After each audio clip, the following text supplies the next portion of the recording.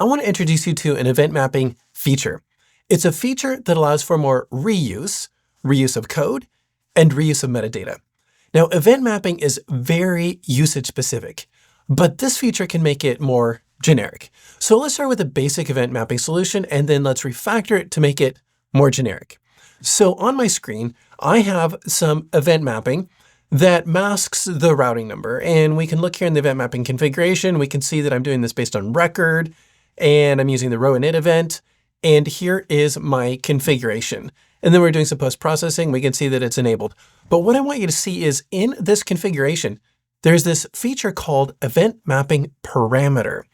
So how can I leverage that to make this more generic? Well, if we think about event mapping and masking, we may have lots of different items we want to mask from a variety of different events. So, well, actually, row init is probably a really good event to use.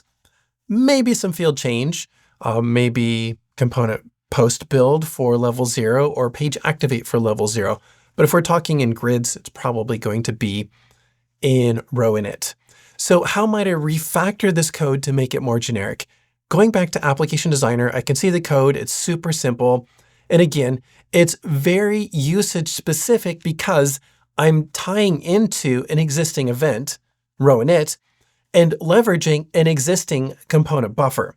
So we've got record.field. Now, interesting thing about the way I've written this code, because I have the record field specification here, if I were to do edit find definition references and look for all usages of a bank code, this would come up. Or all usages of this record, well, this code listing would come up.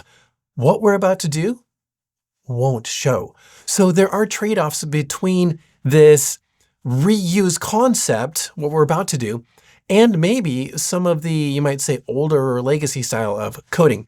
So let's try this.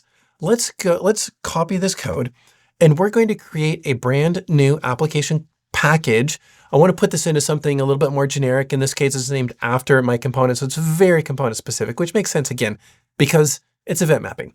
So file, new, and application package. And how about we call this one, how about JSM for our site-specific prefix and EM for event mapping?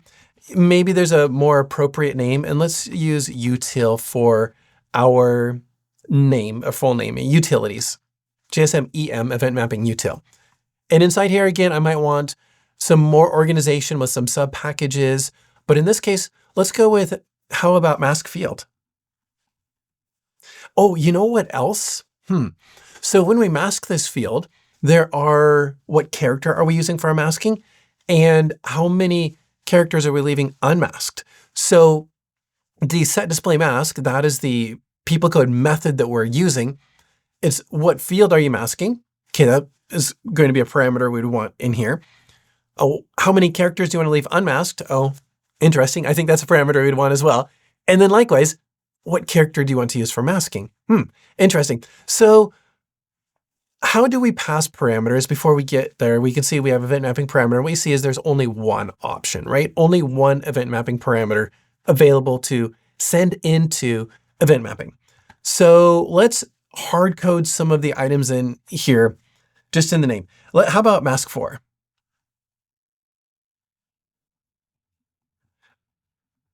Underscore, I don't know, mask field for, you name it, whatever makes sense to you. I'm going to skip the underscores. Let's just go with mask field for. And then save and put our code in here. Now, it is named row init, but it's mask field for, right? That's not going to work. Oh, just kidding. It does work. Great feature of PeopleTools is it will rename the classes for you if you don't have a constructor, or if you're extending something that doesn't require a constructor. Otherwise, it'll say, I don't know what you're trying to do. So that's pretty cool. Okay, so mask field for, we've got execute here. Now we want to make this generic. So we need to eliminate this, and actually all of this, and replace that with some sort of an incoming parameter. So let's look at the ServiceInterface delivered class, the one that we're extending by default whenever we do event mapping. What we see is the execute method is abstract. Okay, so whenever you create event mapping, you were supposed to implement the execute method so that the framework, in this case is the C++ code, that's invoking ServiceInterface has a method to call. Well, that makes sense. but we are going to invoke or implement, in this case, the EVE execute. Now, this is interesting. It says here in the comments, method used for event mapping to support passing EV map parameters. Oh, that makes sense. That's what we want to do. EV map parameters. Now let's take a look at the EVE execute. And we can see that it just invokes execute. Interesting. Okay, so EVE execute, and then that's going to just invoke execute passing in no parameters because execute doesn't take any. And execute in this case is not implemented. Oh, but you and I are supposed to. That's how event mapping works. So I don't know because I haven't seen the C++ code, but looking at the flow here, it looks to me like the C++ code now invokes EVE execute. And so if you want to hijack the process, you would override EVE execute, and execute would never be called. That's my theory. That's my hypothesis. What does it say here? Method used for event mapping to support passing EV map parameters. If this method is not implemented by the user, then the default execute method will have to be called. This logic is to support existing users who have implemented only execute. Well, if you created your event mapping before the EVE execute concept, that's all you would have because that's all that existed prior to the event mapping parameter feature added to PeopleTools. This method, the EVE execute, will be called from CPP, C++ code, passing the parameter if entered on the event mapping configuration page for a row configuration. The users will have to implement this method to receive that parameter.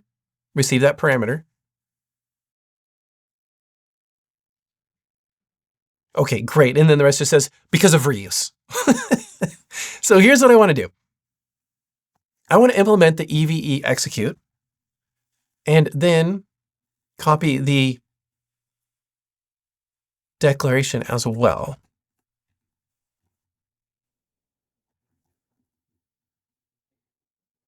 And we'll move this down here. And we'll replace the %this.execute because we're going to do everything in the parameter area. We don't need anything up here. So that leads to an interesting question. Do we need to implement method execute if we implement EVE execute? Well, looking at Oracle's code, my thought is no, because this will never get called.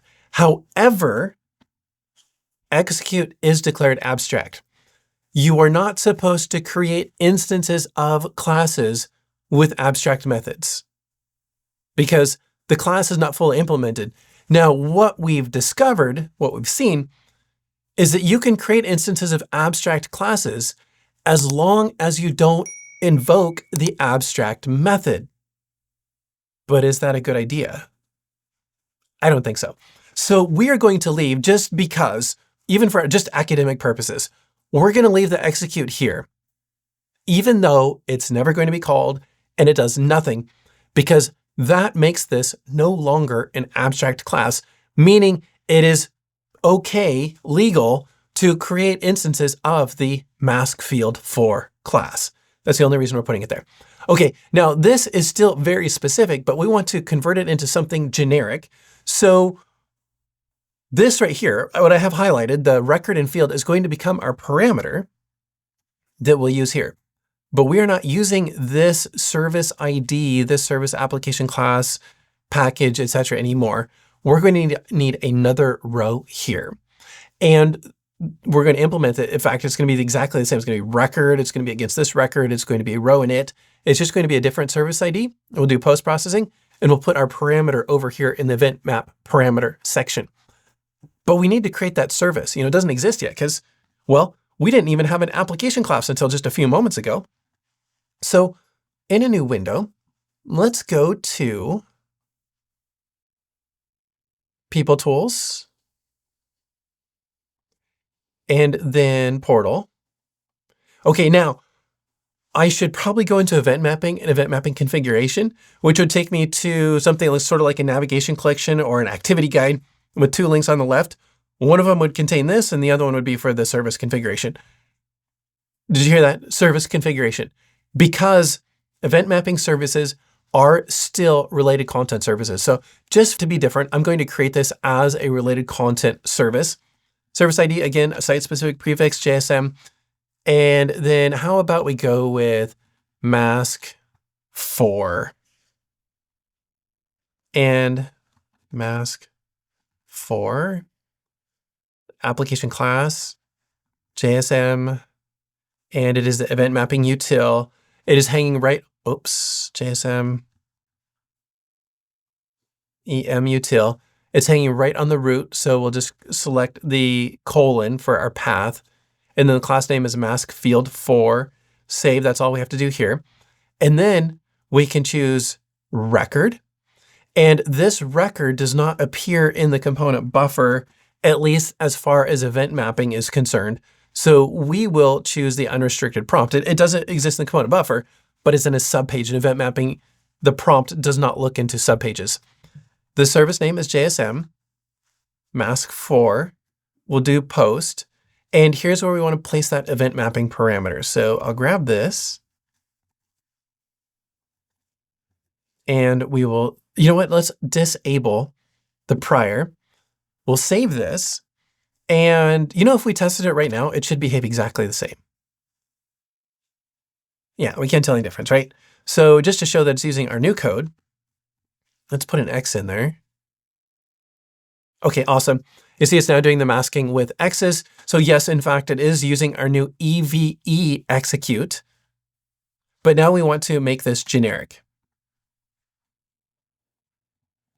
So it's still going to be field. So how about this? Local field and F.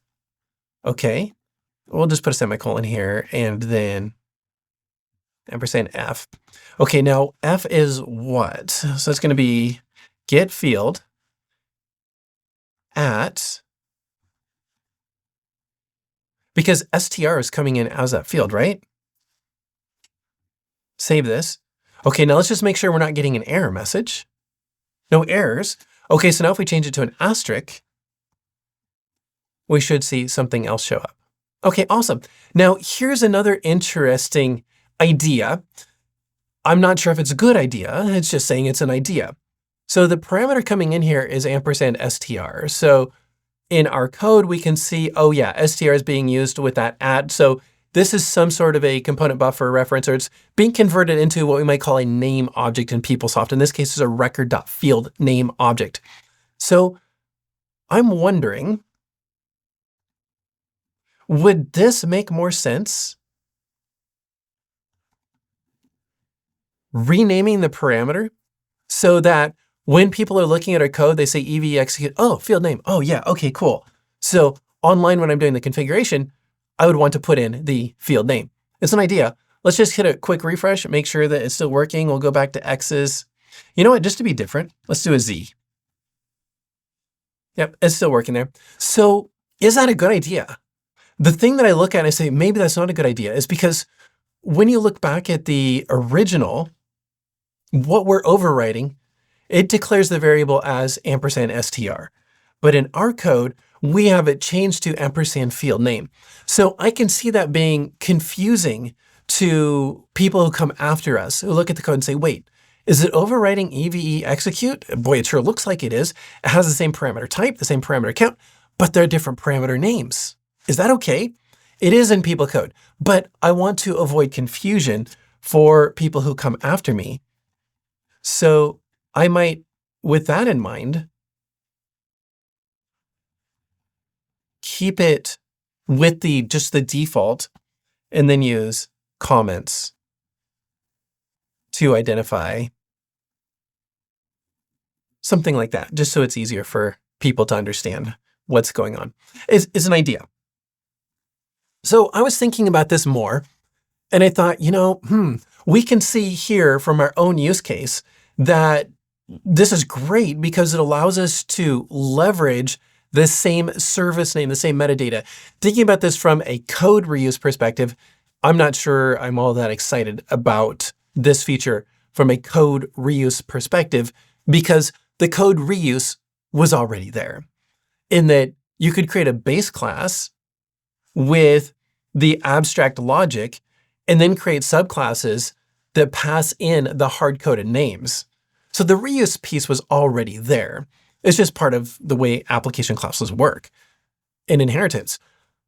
The part that I'm excited about, though, is the metadata, that I don't have to create a new service for every single application class. I can create one service and then pass in parameters for that. So I was thinking here that it'd be really nice if, with this one service, if we could have more parameters and you could identify and define what those parameters are. And then I got to thinking about it later. I thought, wait a minute, we already have a PeopleSoft feature like that. If you take a look at an App Engine program, it works the exact same way.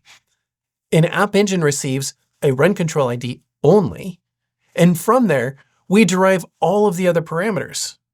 Couldn't you do the same thing here? Couldn't you create, say, like a run control ID for your event mapping parameter, and then based off of some other logic or maybe a run control page where you're entering in all of the different parameters? Then from here you say, hey, let's go select from our run control record, what is the masking character? What is the masking length? Just an interesting idea that I had. I mean, there are other ideas as well. Another one might be to turn this into some delimited string. In people code, you could do a split on a string to convert the string pieces into an array and grab items from the array. So lots of different ways we could pass multiple parameters here, even though we're only giving one. Interesting. So what do you think of this idea? Let us know in the comments. Now at JSM Pros, we teach tips like this every day. Be sure to check out our website to see what we're offering next. Or do you prefer self-paced recorded training? Subscribe to gain access to all of our on-demand content. Or do you have a team that wants to learn more? Give us a call and let's get something scheduled. Now, if you enjoyed this episode, be sure to like, share, comment, and subscribe for more content. And we look forward to seeing you in the next episode.